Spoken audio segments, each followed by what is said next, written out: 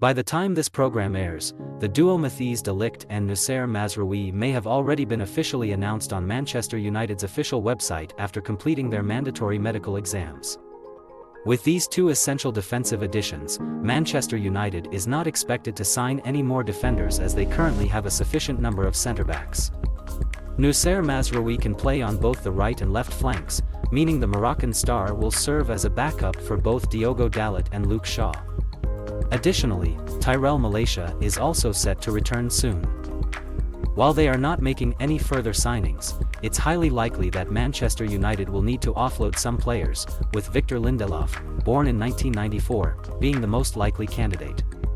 Partly because he has just over 10 months left on his contract, and partly because it has already been decided that he will leave.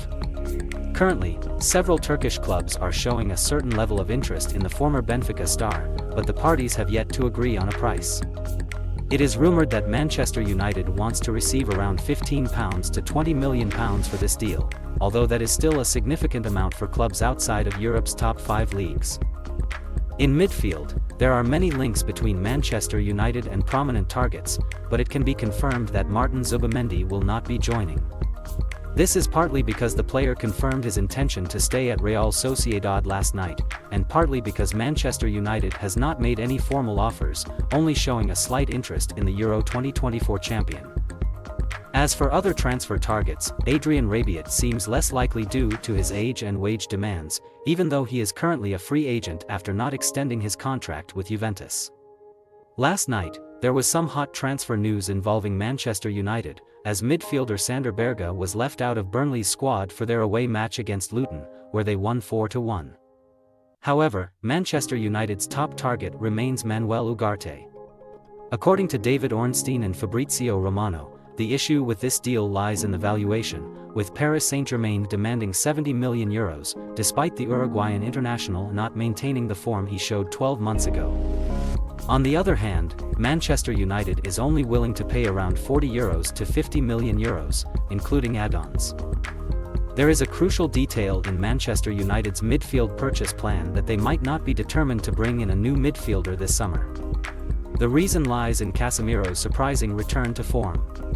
Looking at the recent FA Community Shield match, and with manager Erik ten Hag promoting Toby Collier to the first team, the Dutch manager now has 6 players capable of filling 2 central positions: Casemiro, Christian Eriksen, Scott McTominay, Mason Mount, Toby Collier, and Kobbie Mainoo.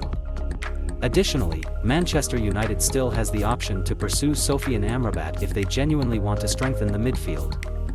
Activating a loan or even a permanent transfer for the Moroccan international is not an issue, as both Fiorentina and Sofiane Amrabat are eager for it to happen as soon as possible. In summary, Manchester United might sign another central midfielder to compete with Casemiro, but they may not be determined to do so this summer. The reality is that they need to make room for a new arrival. If Sander Berge or Manuel Ugarte comes in, it's likely that Scott McTominay or Christian Eriksen will have to leave, although there are no significant agreements for either player at the moment. In attack, the rumours about Manchester United signing another striker are quite vague. The London press often mention Ivan Toney being priced at around £40 million, given that he has just over 10 months left on his contract at Brentford. However, even if age is not considered, it's uncertain whether Manchester United is genuinely interested in this striker. After all, they currently have Rasmus Højlund and Joshua Zirkzee. The argument that Rasmus Højlund's injury will push Erik ten Hag to buy another striker is debatable, since 6 weeks is too short a time to think about reinforcing the squad. Moreover, Manchester United has become accustomed to the unfortunate scenario of lacking a proper striker over the past 2 years, making the likelihood of signing a new forward quite slim. On the other hand, Antony has been the subject of numerous exit rumors, but that scenario doesn't seem promising. Furthermore, the Brazilian winger has personally confirmed that he will stay at Manchester United to fight until the end. On the left wing, Jadon Sancho has been linked with Paris Saint-Germain, but the likelihood of this deal happening is low, with the English star more likely to stay after making peace with coach Erik ten Hag. In the latter half of August, Red Devils fans probably shouldn't expect many new signings to arrive. With Matthijs de Ligt and Noussair Mazraoui joining, Manchester United is likely to halt their purchasing activities. However, Victor Lindelof and a midfielder could be the key to new signings. But it's fair to say that we shouldn't place too much hope on this scenario.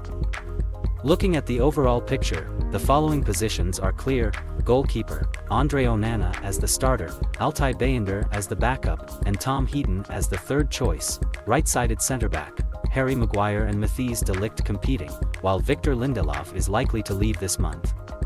Lenny Yoro isn't considered as he'll only return at the start of 2025. Left-sided centre-back, Lisandro Martinez will start, with Harry Maguire and Luke Shaw as potential backups. Right-back, Diogo Dalot as the starter, with Mazraoui as the backup. Left-back, Luke Shaw as the starter, with Mazraoui and Tyrell Malacia as backups. Central midfield, Casemiro and Kobbie Mainoo starting, with Christian Eriksen, Scott McTominay, Mason Mount, and Toby Collier as backups. Attacking midfield, Bruno Fernandes starting, with Mason Mount and even Jadon Sancho as backups. Left forward, Marcus Rashford starting, with Alejandro Garnacho as a promising option, and Jadon Sancho also capable of providing cover.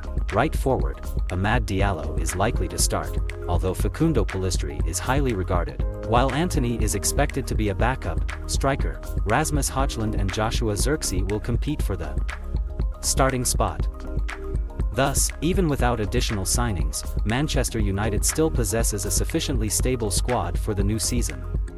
However, it would be better if they could sell Victor Lindelof and a midfielder to make room for new arrivals. Let's wait and see what Manchester United's management can do to build a solid framework for Erik ten Hag to maximize his potential on the sidelines. Thank you for watching this DOC football production. Don't forget to like and subscribe to support the production team.